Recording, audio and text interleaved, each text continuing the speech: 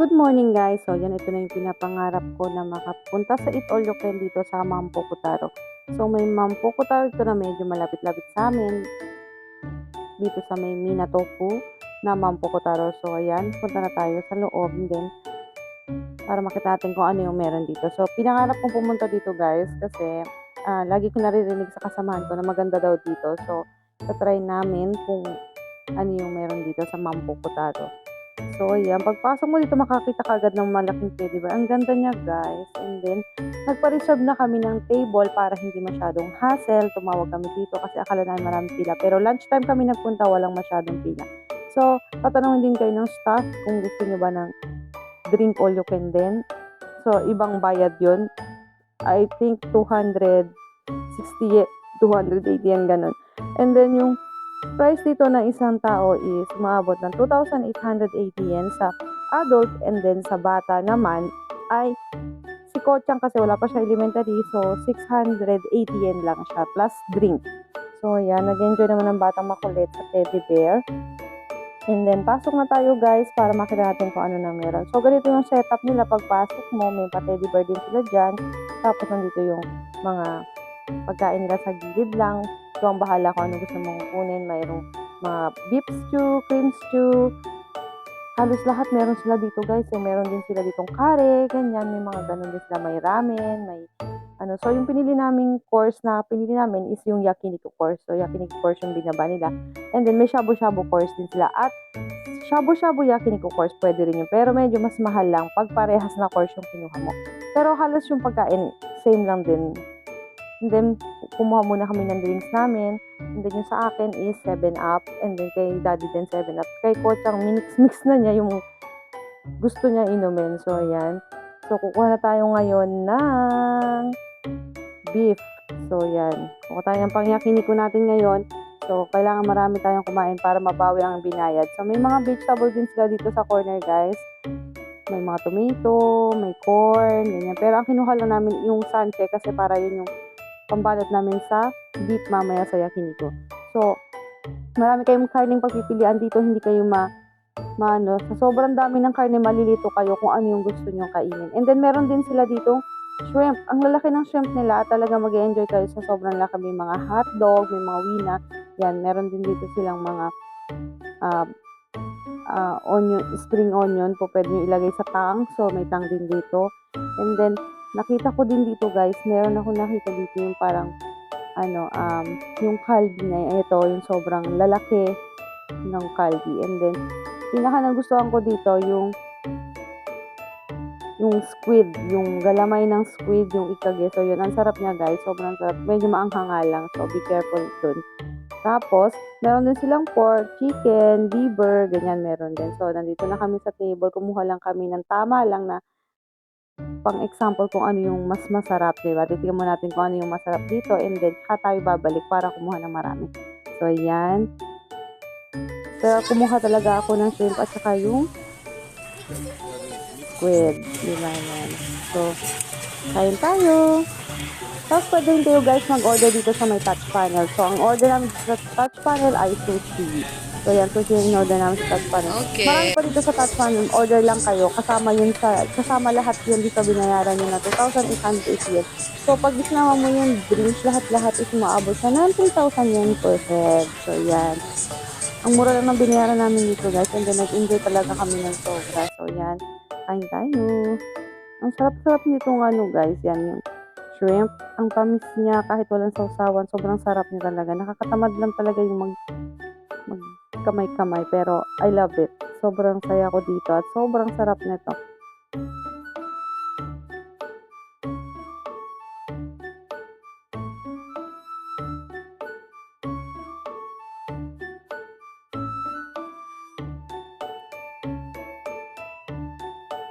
So yan, ito yung sinasabi ko na ikageso, yung squid. Ang sarap niya, ang anghang niya. And then malambot siya kahit na inihaw siya. Ang lambot niya guys. Sobrang sarap ng galamay ng squid na to. And then pinatry ko siya kay Daddy. Kaya lang, medyo maanghang kasi siya. So, alam ko naman na hindi niya masyado magugustuhan yung squid.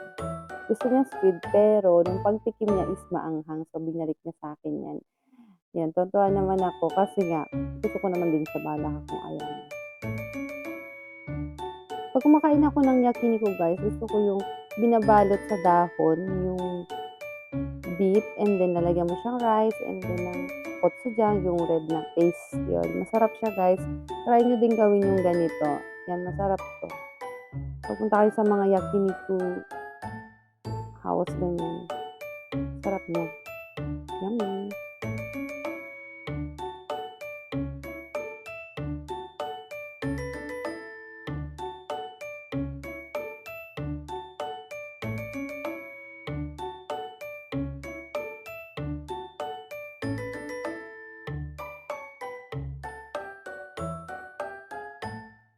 Tinry din natin yung sushi nila guys dito. Pero mas mura pa rin talaga yung sa sushi house. Pero okay lang din. Okay naman yung lasa niya. Pero dalawang order lang yung kinuha namin ni baby. Kasi sigurado mabubusog kami pag sushi yung kinain namin. So, nag-focus kami dito sa meat. Dito talaga kami nag-focus sa beef, sa meat yan. Masarap kasi yung meat nila. So, dito kami nag-focus. And then, konti-konti lang yung kinuha namin na ibang pagkain. So, kumuha din ako ng hintay ko tapos yung gohan kasi favorite ko yun. So, kumuha ko. Konti lang. And then, para matikman lahat. So, sobrang nakaka-enjoy kasi marami siyang pagkain. Hindi ka magsasawa guys. Kaya lang, yung kill mo yung susuko kasi nabusog ka na. Tuwan-tuwa nga kami ni baby kasi yung mga oras na to, wala na si Kochang sa table. Kung saan siya pumupunta, kumukuha ng candies, lollipop, mga fruits, and then may ice cream, may soft cream, and then kumuha din siya ng kakigori. So may kakigori din dito yung parang halo-halo. Lahat nandito na guys. So mag-enjoy talaga, lalong-lalo na yung bata. So kami, enjoy din kami dito, kumakain kami dalawa lang. Kung nakikita nyo guys, dun sa may likod ko, meron siyang rail. So, yan, dyan umiikot yung mga, halimbawa, nag-order kayo sa panel, dyan siya dadating. And then, dyan din yung ibang mga condiments, katulad ng mga wasabi, yung ibang condiments na, ano pa ba yun, gochujang, garlic, ganyan. Dito sila iikot. So, pwede kayong abangan nyo dito. Ayan, yan, dumadaan na sila. So, dyan kayo kukuha nun. Baka, pagkatapos namin sa meat, ayan, kumuha naman si daddy ng curry, ng beef stew, and then kumuha pa siya ng nan yung tinapay. And then, kumuha pa siya ng ramen. Grabe guys, hindi ko na alam yung kakainin ko dito. Alam niyo ba, sobrang sarap dito at talagang mag-enjoy kayo. Marami pang flavor yung ramen nila. Ang kinuha ko ay yung tonkotsu ramen na may shoyu. So, yan, tinry namin to. Ang sarap niya and perfect. Hindi siya talaga, pwede kang kumuha ng konti lang. Tapos naghati lang kami ni daddy para hindi masyado nakakabusog. So, yan, para matikman natin lahat kung ano yung meron dito. Talaga magsasawa ka guys. So, mga pagkain dito, sobrang dami niya. So, ayan, ikaw bahala din maglagay kung ano gusto mo mga toppings ng ramen. So, yan, i-taste natin yung ramen na pinagawa ko kay daddy na tonkotsu shoyu ramen. Yummy! After kong kumain ng ramen, nakita ko si Kochang nagagawa siya ng cotton candy. So, mag-i-enjoy talaga yung mga bata dito guys. Kasi nga, meron sila ditong cotton candy. Po, pwedeng kayong gumawa ng sarili yung cotton candy. Siyempre, sumali ako. And then, para mas enjoy. Yan. So, meron din sila dito na soft cream. So, ikaw yung maglalagay ng soft cream and then may 2 flavor sila. Ikaw yung bahala kung anong flavor yung gusto mo. So, yan guys. Dito naman may mga fry din sila dito. And then may fruits, may mochi, may cake. So, yan. Marami silang cake. Tapos, may tiramisu din. Meron din silang pudding, chocolate pudding. Ito, chocolate pudding to. Guys, ang sarap niya. Kaya lang medyo may pagka mapait yung lasa ng chocolate niya. Pero masarap siya. And then, ito pinakagusto ko yung tiramisu nila. Ang sarap ng tiramisu. So, nakaka-enjoy kasi nga marami kang makakain dito. And then yan, ako nag-dessert time na ako para matikman ko lahat. And then itong mochi, yan, meron din sila. So, ma-enjoy mo lahat dito.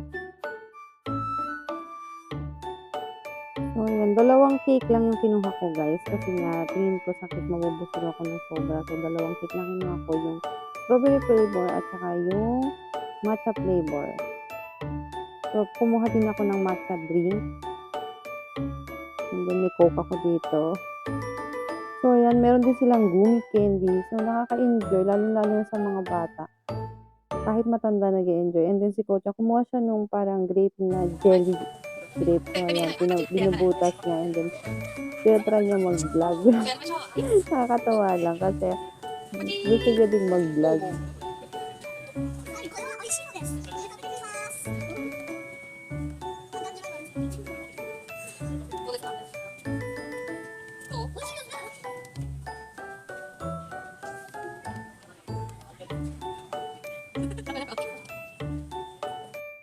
Kumuha naman si baby ng kanyang dessert and kinuha niya yung tiramisu na favorite niya at saka kumuha siya ng soft cream na mixed flavor.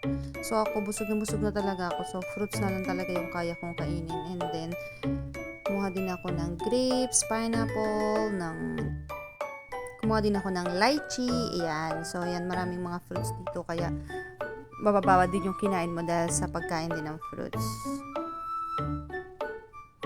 Tapos, i-quick tour kayo guys, yung hindi ko napakita kanina ito. Meron silang instant cup ramen.